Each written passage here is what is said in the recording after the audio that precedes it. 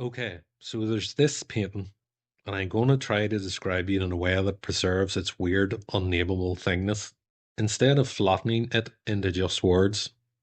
I'm already aware that this is probably impossible, but let's pretend that this can actually be done, that I can transmit, via the rudimentary and slippery apparatus of language, the experience of standing in front of satellite and just looking at it, really eyeballing, in a way that is almost disconcertingly rare. In our current moment of 2 second attention bursts and doom scrolling induced cognitive collapse. Structurally, this whole goal is probably less of a straight line and more of an orbit. One of those maddening, spiraling way off trajectories that loops back on itself, second guesses, over explains, then immediately apologizes for over explaining, in a way that is itself just another form of over explaining. All of which, I imagine, already frustrating for you, Dear dear viewer. viewer, and for that, I beg pardon and apologise. With a bit of luck, you won't feel like you've been reluctantly conscripted into some kind of abstract, exhausted man in his late 40s, performing a slow motion midlife crisis monologue with visual aids, while you intensely stare at your phone for dear life and pretend to nod in a way that suggests interest rather than soul part in your body despair. But again, wishful thinking. And also, don't watch the whole thing in one go. I mean, you can. Probably best to consume it in little, discontinuous chunks, like a disappointing selection box. So here we are. A talk, wait, no, a short monologue about a Mark McGreevy painting. A thing I never expected to do. A thing that absolutely no one, including myself, asked for. A thing no one, let's be honest, particularly wants. Delivered mercifully in that delicious, monotonous, even-tempered Lurgan drawl. A vocal cadence so efficient at extracting all potential excitement from an idea that even the most profound insights about McGreevy's work will arrive strip-mined of their meaning, leaving only the dry husk of words and the inescapable gnawing question. Why? Why this painting? Why this moment? And yet, despite all the reason and better judgment, here it is. And this from a man who was misdiagnosed as a child as having a lazy eye. Just saying. Sorry. A bit of housekeeping. Nothing major. Just a tiny, insignificant, yet somehow essential thing to mention before we carry on. At various points when you hear this ding, that's me, well, past me, but also future me, chipping in with a sort of footnote, or a course correction, or let's be honest, an apology. Anyway, this bing will usually serve to completely undermine whatever I've just said, because on reflection, listening back to on a pair of tinny headphones, I've realised, oh no. So the bing is me, later in a different room, wearing a different face, trying to save this shambolic rack with some hastily recorded damage control. Will it work? No, but listen out for the bing. This screed, dear listener, is brought to you with limited interruptions and plenty of repetitions.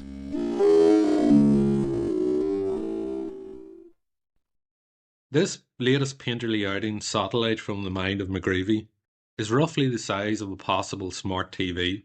Bing. Whoa, hold on. Sorry to interrupt the fourth wall so soon, but just to be sure, it's definitely an actual bona fide McGreevy because, to be honest, it's a deviation from whatever we've come to understand as McGreevy's McGreeviness.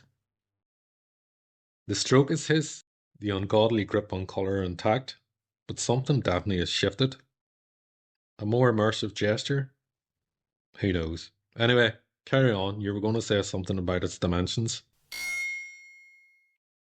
This latest painterly outing, satellite from the mind of McGreevy, is roughly the size of a possible smart TV, the kind you buy on sale in a fit of optimism on False Friday and inevitably regret 6 weeks later. So yes, it's a decent size, but does that really matter? More precisely, at what point does scale stop being a neutral descriptor and start to function as a part of the work's meaning? Previously. In Mark's oeuvre, the size has varied. It's been ostentatious, world building, fragile ego massive, and sometimes it's refuge modest, just a simple picture of a guy out walking his dog called Claude, trying to get his steps up for the day. It raises the question, do painters, like boxers, have a kind of ideal range, a Goldilocks zone of distance where everything just clicks? Or is it something looser, just depending on whatever neglected canvases happen to be lying around waiting for their release? Maybe it's all of the above, maybe it's none. Maybe scale is a stock market of imagination, fluctuating wildly depending on mood, ambition, and whether the artist can be arsed to stretch their own canvas. And this painted frame, which, let's be honest, feels like it's aggressively demanding its own moment in the spotlight, isn't an organic outgrowth of the work itself, a kind of conceptual bleed, or just a clever way to resolve the eternal painter's conundrum? What precisely to do with the edges? Because the thing with painting, right, is that there's always an edge, always a moment where the painting stops being art and starts being, what, just wall again? Who knows? I digress. What I really want to know is what kind of painting, dare I say at least 20 years deep, is Mark aiming for here? What's he trying to catch, or hold, or let slip through at this stage of his career? It's easy to overlook the unhurried expansion of his paintings, but if you care to break hard enough, really hit them, you see it, the perpetual motion, the relentless wanderlust of a painter creating something new from the same deep reservoir that sustained him from the beginning. A clunky transition that, in an ideal world, you wouldn't even have noticed, but unfortunately, I feel the need to apologise, thus ruining the effect. It just hovers there, the painting that is, like a signal gone rogue, some scrambled transmission from a parallel frequency.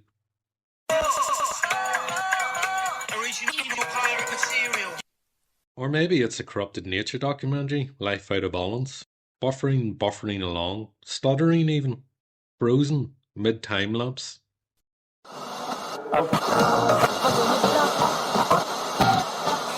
And here, Mark, we see the last remaining.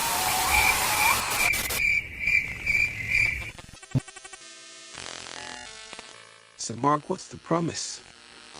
Is it an ecological elegy? A Tarkovsky zone mid-collapse post-human? Or a post-pandemic limbo land? Over the hills and far away, and slowly gaining traction, I can hear the mighty Radiohead sing. Is it a low-level panic attack? Look, maybe he's just trying to get something untranslatable down on cloth. An instant, an encounter, a side-eye flutter of movement. Snatch it, widen it, somehow from the gleaming HD lens and forge that immediate equivalency on canvas. Ding. On second thoughts, it's clear I'm flexing. A misjudged lycra lunge, a grasping, misformed, hamstrung overreach from someone who, if we're being honest, has no business attempting it in the first place. Now, forgive my brutal pronunciation in advance. I can say without a shadow of a doubt that this here, was not painted en plein air, out in the open. This place does not belong to this world or East Belfast. This was born in a studio, fashioned under fluorescent lights and warmed up barely with a small portable radiator. Right. Back into the room. Or well, not a room exactly. More like the idea of a room. A suggestion. A sort of half thought out, not quite fully committed to enclosure, where someone, at some point, for some reason, decided there should be a boundary, but then immediately lost interest in finishing the job and walked off site. So now it's just here. I stand, or okay, mentally situate myself before this space, staring at it like it's some kind of riddle disguised as geography, trying to work out where exactly this place is supposed to be. Provence, maybe? A frazzled conservatory? That's a real possibility. Let's say Provence. Let's say a conservatory where the flowers are borderline pharmaceutical and the very walls appear to be built out of ambient light. And if it is a room, then it's a room that does not care about you. It is a room that exists on its own terms, in its own time, for its own reasons, none of which has been made available to the public, whose entire existence seems to hinge on the unresolved question of whether it's actually there at all. Schrodinger's room. Where the room both is and isn't, depending on whether you look on it the right way. Oh, come on, enough of the tut-tut now, that's a good line. And I know you know it's a good line, because I can feel you pretend it isn't. Stay with me here. Come on, stay. For a start, there's no sense of perspective, no comforting horizon lines, no real observable points of reference to hang a hat on. We're just left with this, Dream of a room. All I know is that it looks like a heavy dose of antihistamines and forgotten intentions, thirsting for a hose. Pretty certain you won't find it on TripAdvisor. No cheery reviews from Bob and Dromore complaining that the high-key existential melancholy was a bit much. On the park infatuation was prankly unacceptable. Of course, you're all wondering, how will you get from this to the next thing? The answer is, badly. Watch. The whole composition, or better still, adventure, if I can call it that, teeters on the edge of collapse, like a landfill of dubious backhanded planning permission, left to make its own way home. Yet it holds. It shouldn't, but somehow, improbably it does. It declares itself. It insists on its own tempo, its own strange and shifting logic, makes you wonder if it's falling apart at all, or if, in some way, it's only starting out. And let's not forget there's humour in this. Certainly a defining characteristic of Mark's practice. That most suspect of artistic devices, so often dismissed as trivial, yet wielded here with astonishing subtlety. Listen, we know there's humour in this, we just do. Because it's in the work, it's baked in. Sometimes it's more obvious. Big, daft, surreal, almost cartoonish, like a weird 2 a.m. foreign animation you wandered into after a few too many, where everything moves strangely and you can't read the blurred subtitles, but you can't stop watching it. And if you know Mark's work, or even if you don't, even if you just see this one next to a few others, you get it. You might not be able to put your finger on it exactly, what it is, but there's this energy, this mischief, this proper joyous audacity to it, where you half want to laugh just because you're thinking, oh, that's just ridiculous. Who does that? And that's why you can spot it from miles away in a group show, not just because of the bonkers colours or the shapes or the subject matter, though, yeah, those too, but because it's got that thing that makes you grin without even knowing why, that thing where, before you've even properly clocked what's happening, something in your head just goes, brilliant, absolutely brilliant, really? Of course, not everyone appreciates humour in art. Would barely speak its name. Some people prefer their paintings to be sombre affairs, to carry a burden, a significant weight. All opinions welcome in my books. But surely humour, come on, is a form of weight. A means of processing the absurdities of a world. McGreevy understands this. His is a world in which the absurd is given its rightful place, not as an aberration, but as an essential component. So anyway, what about the actual application of paint? I hear you awkwardly crowbar into this ridiculous internal, external monologue. Look, obviously that wasn't the best, and I can only hope that the sheer magnitude of my regret travels back through time and prevents me from having said it in the first place. Thick in places, ghostly in others, carrying the forensic traces of its own falling out. It would remind you of a Fauve's colouring book that some over-enthusiastic individual somehow never quite managed to figure out how to stay between the lines. I say individual, but clearly Mark didn't paint this picture, as much as worry it into existence, wrestling worth from a baby's mush of colour that wanting nothing more than to sink back into its own folds. So straight to the source, I asked Mark, so what about these colours then?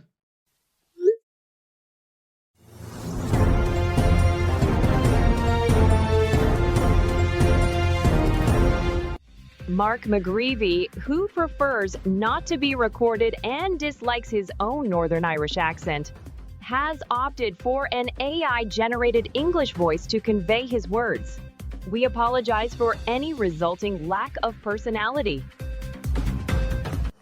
Jesus. Colours.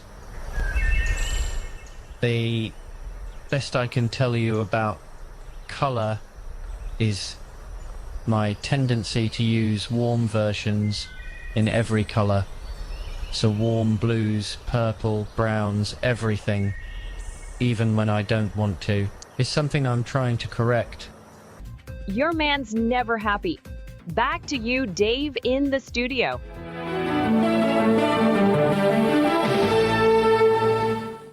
Unbelievable. So anyway, His brushstrokes have unquestionably grown broader, swashed about with a certain swagger, self-confidence. Each stroke both an assertion and a question, the paint cataloguing every movement of his hand. There's a certain sensuality in his lines, always on the fidget, as if trying to make sure you don't forget the human endeavour in all this. Because that's the thing, even as this painting, and in particular the Wonka Vision colour palette, seems couturied for his shimmering handheld stained glass windows, there's something incessantly analogue about them, reminding us that looking at painting is still fundamentally an in situ experience. So strap in, folks, we're about to embark on a long, meandering, possibly exasperating, probably longer than it needs to, definitely longer than I intended. Diatribe. Let's be honest, the vast majority of us experience paintings at a remove. We're not looking at paintings, we're looking at images of paintings. Tiny glowing rectangles on a screen, second-hand and sanitised. And if you're feeling particularly nostalgic and over the age of 40, it was the joy of tracking down a musty library book, bending its spine out of shape and unsatisfactorily photocopying your favourite paintings that truthfully never came out looking anything like the painting, but like frail Rorschach tests instead.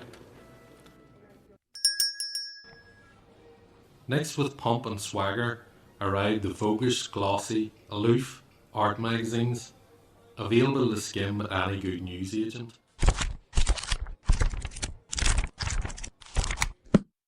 He better not me. Ah, those were the days.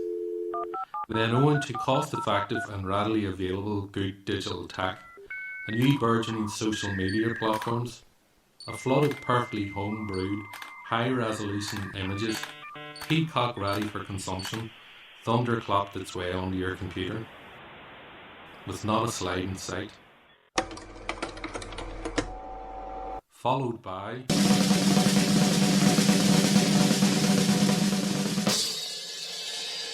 online viewing rooms, curated Instagram feeds, tastefully done websites, built not for looking at paintings, but I repeat, for wolfing down pictures of paintings, judiciously career edited, perfectly manicured, where every artwork looks simultaneously stunning and entirely listless at the same time.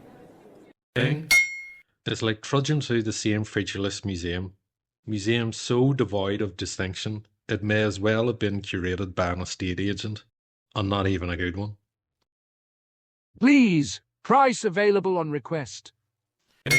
And so, me included, we gradually became hypnotised, not by the paintings, but by their documentation. The lighting, the framing, the high altitude discourse that surrounded them. Bing, some kind of unspoken agreement, a code, a highway code that governs which exact words will be deemed suitable for the serious artist. Words that through sheer repetition begin to hover above meaning itself. like a Turner Prize installation made entirely of BO. Liminality, palimpsest, intervention, interstitial. And what is this really? This collective act of lexical upcycling? It's just an illusion, isn't it? A fiction, another fiction about a fiction.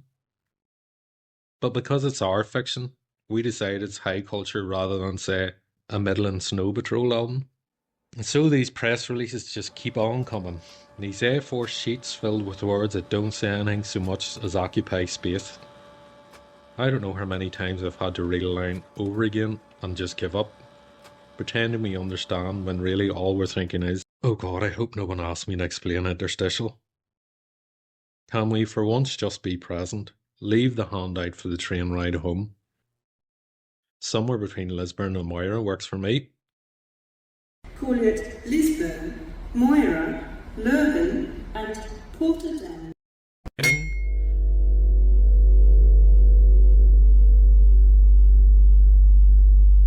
What if we just go full hog and futurecast and just see this thing through? Imagine an exhibition where every painting has a live subtitle projected onto it, shifting in real time to hold your attention. The idling painting starts up from black, white and grey to full colour. Then captions start as long considered sentences, the kind of thing you find in a National Gallery press release. A riot of colour and texture.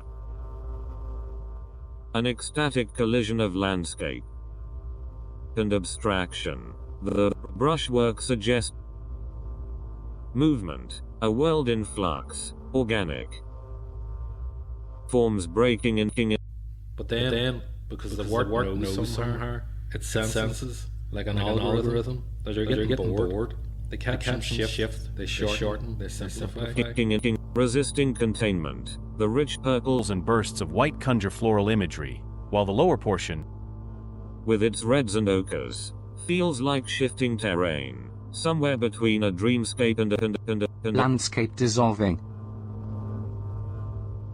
Floral chaos, controlled abandon. Emotion, texture, movement. Nature reassembled. Dreamlike, restless. And at some point, the words aren't even words anymore. They're just jokes. Tiny little electric shocks to the brain, just enough to keep you transfixed. Vibrant.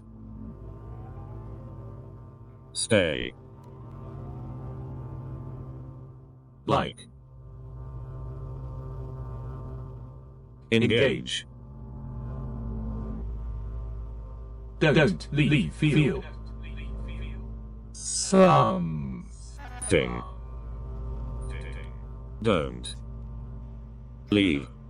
Feel some don't. Leave don't leave. Feel don't leave. Just seen. I give up. And that's where we are, isn't it? That's where we live now. Not in a world of looking or thinking or experience, just in a world of retention. A world where paintings, instead, get swiped away in 3 seconds. Another image, another post, another tap of the thumb, before moving on to a video of a dog saying they're wearing sausages while doing an ice bucket challenge. A reel so bafflingly contemporary it feels like a coded message from the future. The likes of which have never been seen before, sending the meta servers, supposedly, into a cold sweat denial about melting yet another iceberg, supposedly.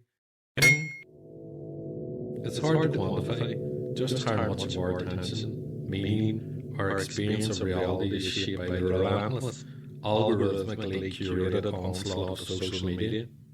Isn't just suggesting what's worse is noticing, but rather insisting, no, really, this. Okay, I've clearly gone completely overboard here. This foolishly started as a critique of exhibition press releases, the scaffolding of essays and blurbs and carefully worded statements, designed to hold an exhibition up. The way every show comes preloaded with its own interpretive handrails, just in case you weren't sure what to think. But somewhere along the way, this mutated into something else. Instagram, the endless conveyor belt of content that doesn't want to be understood. Just noticed, just engaged with, or ever briefly, before vanishing. Ding! Am I talking about myself again here? Ding! A good painting doesn't need to be decoded. It lingers, it follows you, it footnotes itself in the quiet spaces afterwards. And as for what all of this has to do with Mark and his painting, well, that part I trust explains itself. Yeah, I can hear that closing in too. Going a bit John Carpenter there, as one does.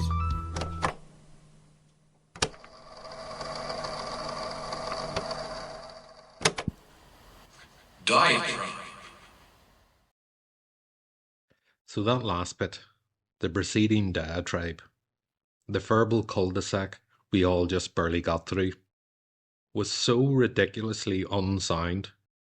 Physicists are now running simulations at CERN to govern whether the segment in question constitutes a kind of localized tear in the fabric of space-time continuum, or merely a fiasco of basic narrative structure. And now, because there is no such thing as shame, let me attempt, perhaps with no real success at all, to pick up the thread of what I was saying before. No guarantees, but here we go again. Because if we don't, if we linger, things start to collapse into themselves, and you will notice just how much of a pig's ear I've made of balancing the sound levels. I mean, it's bad.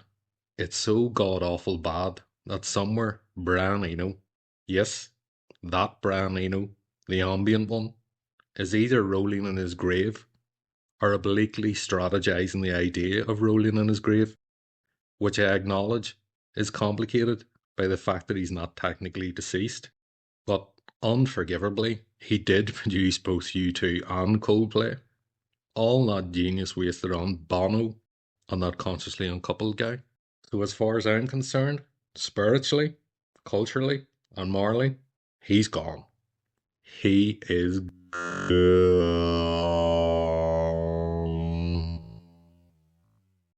You are now exiting, or perhaps still wandering, the oblique strategy zone of comprehension.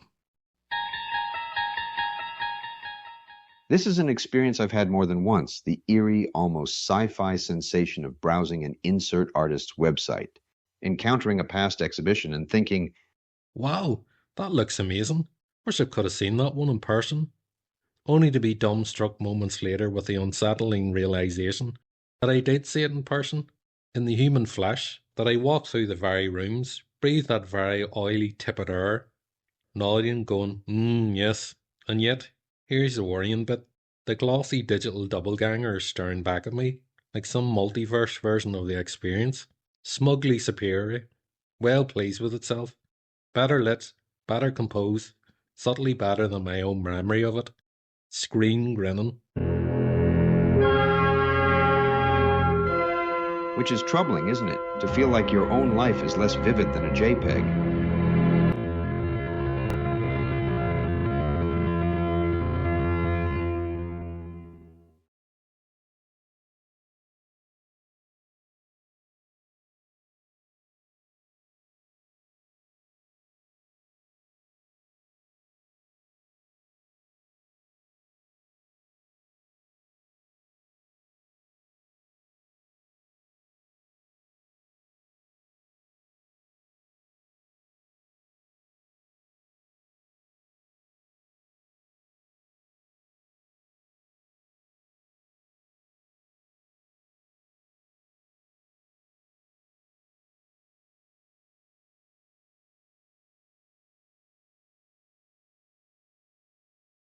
What I want, really want, is to be up close and personal.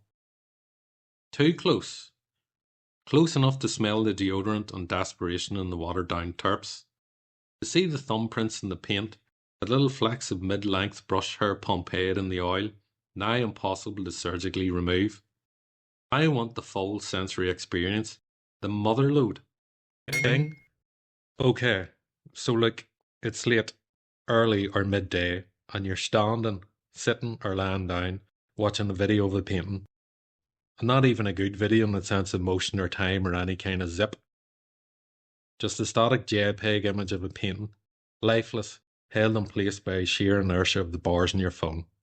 Littered, really, with those free-to-use sound effects, the ones that seem to exist in a sort of grim purgatory of Creative Commons licensing, all deployed with the precision of a man juggling water. And over the top of it, this slow, nasal drone strike, delicately tiptoeing through the script, desperately trying not to Darth Vader it, because starting over again would be annoying, particularly as he has to time it with his neighbour's dog isn't yapping in the background. And so it goes, endlessly, relentlessly warbling on, about a Mark McGreevy painting. One on hindsight, one I'm not sure he's even bothered about. Do we even need to look at the painting anymore, I hear you say? What about we just deliberate the idea of the painting?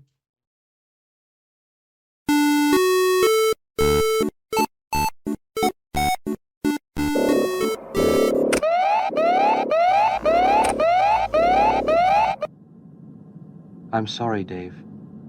I understand your need to see the painting, but I cannot let you do that.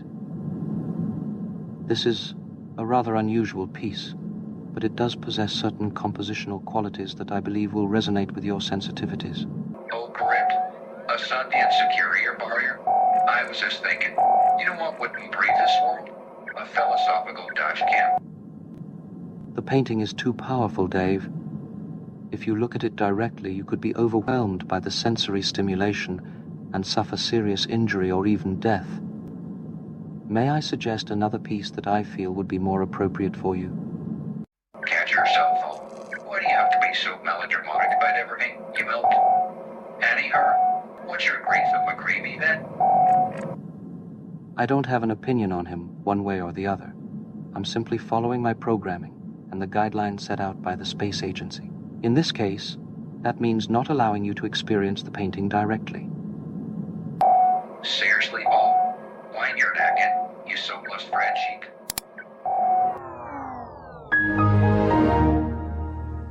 And now, in a sleight of hand so deftly executed that even the concept of coherence itself begins to hiccup, we arrive seamlessly at our next point.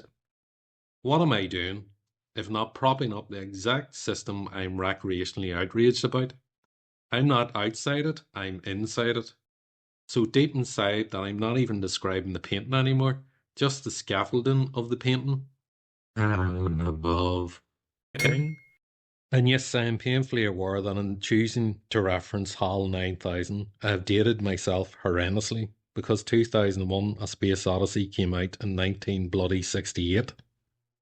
Thereby instantly outing myself as someone whose cultural reference points stopped updating somewhere around the turn of the millennium, somewhere between iTunes and HMV. But before you tut-tut and DM, what's the alternative? Alexa? Siri? No thank you. Because then I'd be that guy.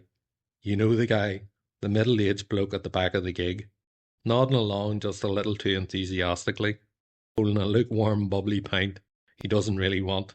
The guy who suddenly, terrifyingly, is aware that the night is slipping away and that last train home waits for no man.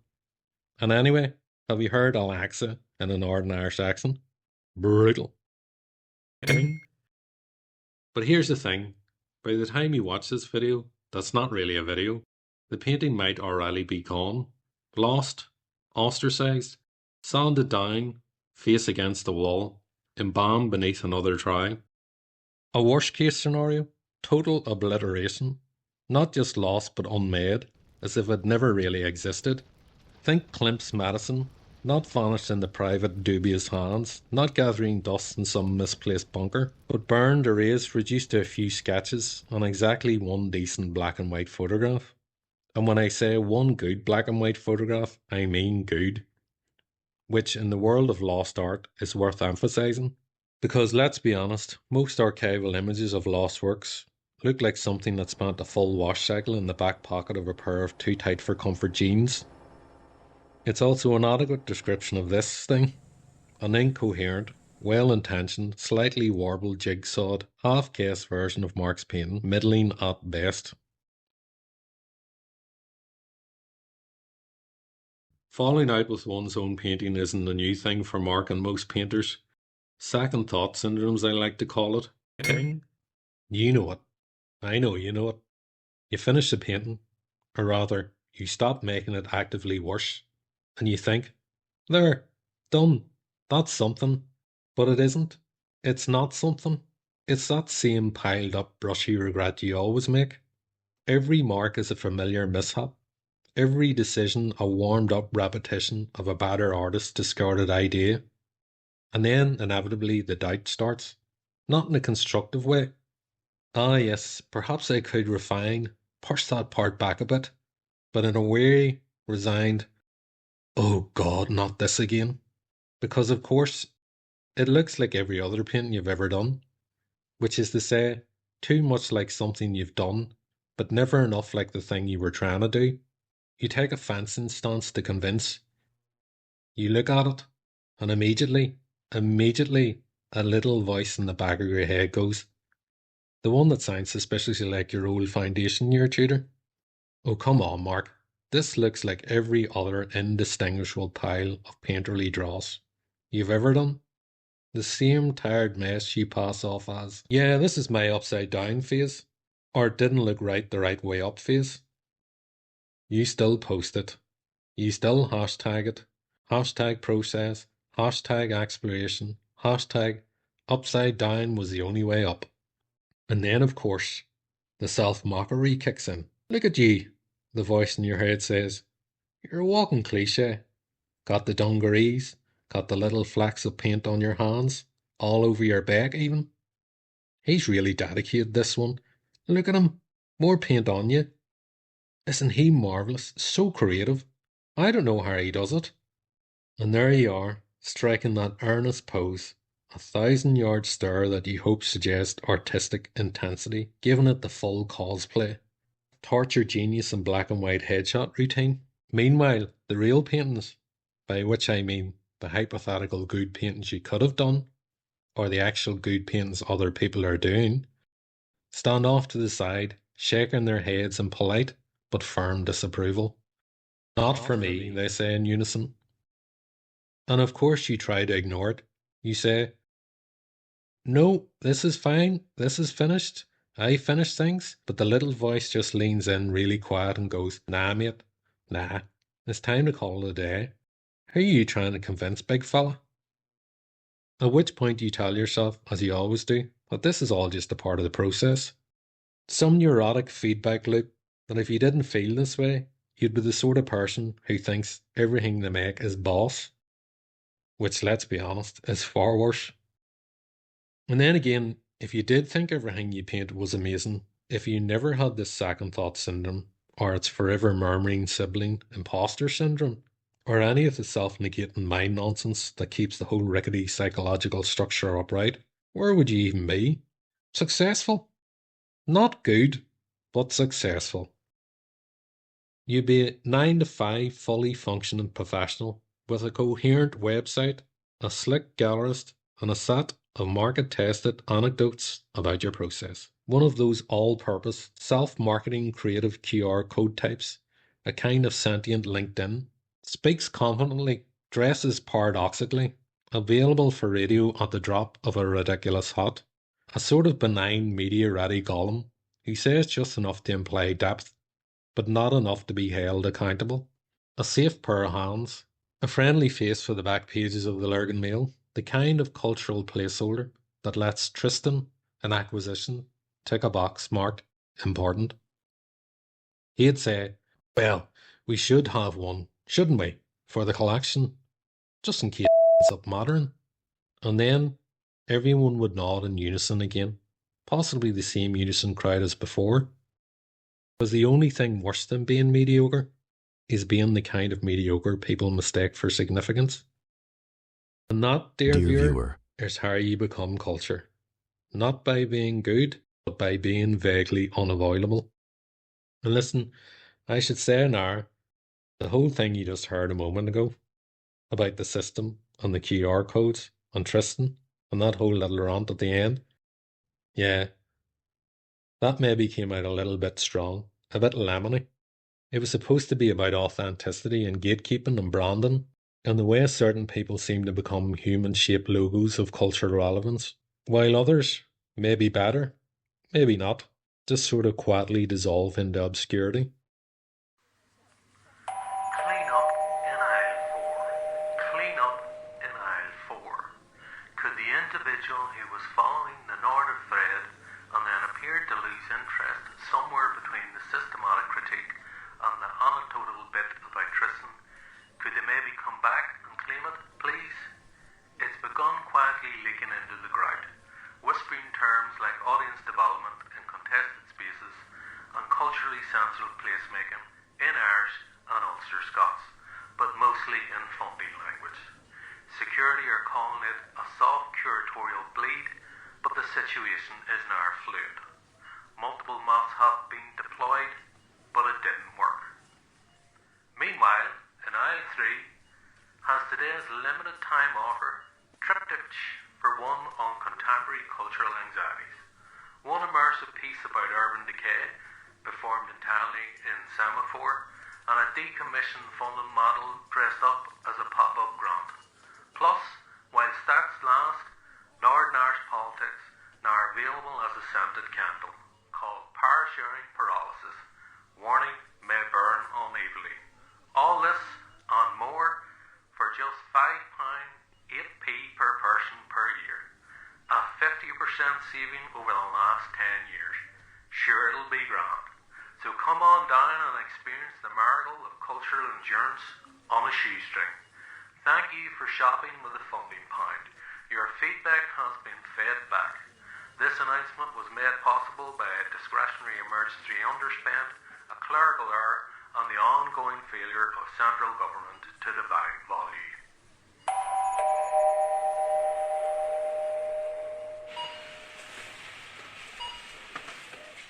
The way everything now has to be packaged, barcoded, and somehow footfall adjudicated and monetized, and you sort of try and make something to the best of your ability. And then it gets pulled into a brand strategy meeting, and suddenly there's a lanyard and a PowerPoint with an accompanying passive-aggressive PDF called Narrative Pillars. And someone strangely related to Tristan suggests you leverage your vulnerability for reach, which is just, I mean, come on, right? Nearly started again there. In through the nose, out through the mouth, and relax. But the tone might have overstepped, and I'm sorry if it stopped being an observation and became some kind of weirdly emotional I'm as mad as hell, and I'm not going to take this anymore! network moment, because it sort of was. And I didn't mean to drag you into it. I just thought, I don't know. Here comes that tut-tutting again. And imagine if that happened here, except instead of a carefully taken, archival quality good photograph, the last taste of this McGreevy is this. This video that's not really a video. A bloke in a makeshift home office in Craigavon talking into a USB mic he bought off Amazon, mispronouncing and repetitively misinterpreting half the words and terms, while the image of the painting lingers in a little box in the corner of the screen, compressed to hell by YouTube. A painting once resplendent and alive, now reduced to pixels within pixels, floating in the vast, endless ether of the net. And it's always there, might always be there. The past, the present, and the future, all flattened into a little rectangle in your pocket. This bottomless well of wonderful knowledge and banal drivel in unequal dosage. Just a few top swipe scrolls away. But for most of us, this is as close as you're getting. You might never see it in person, never stand before its unfiltered human messiness.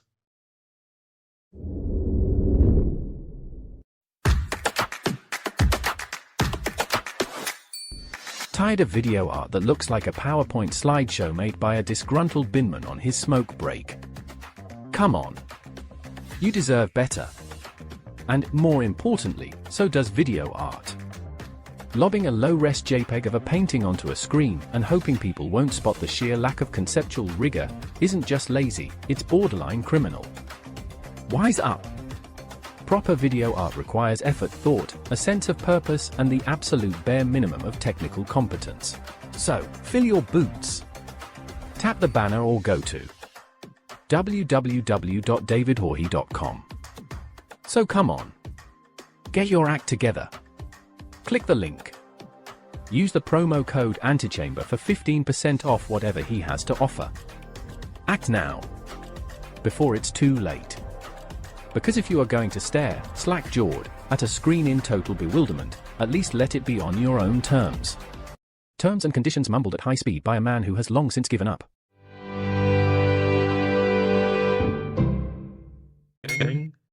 That long bit before the fake non-commercial usage generated ad, but incredibly real artist, was supposed to be a quick aside, but metastasized the way these things do into something long-winded and self-indulgent, the kind of thing an algorithm or a person or an algorithm behaving like a person would probably say something like this. Mate, you started curiously strong, but you lost the run of yourself in the middle, and our audience retention is in the shit.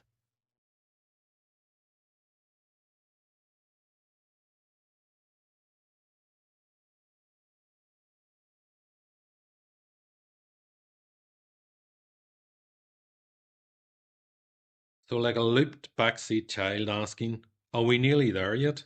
We find ourselves title nonplussed. Mark, why is the painting called Satellite then?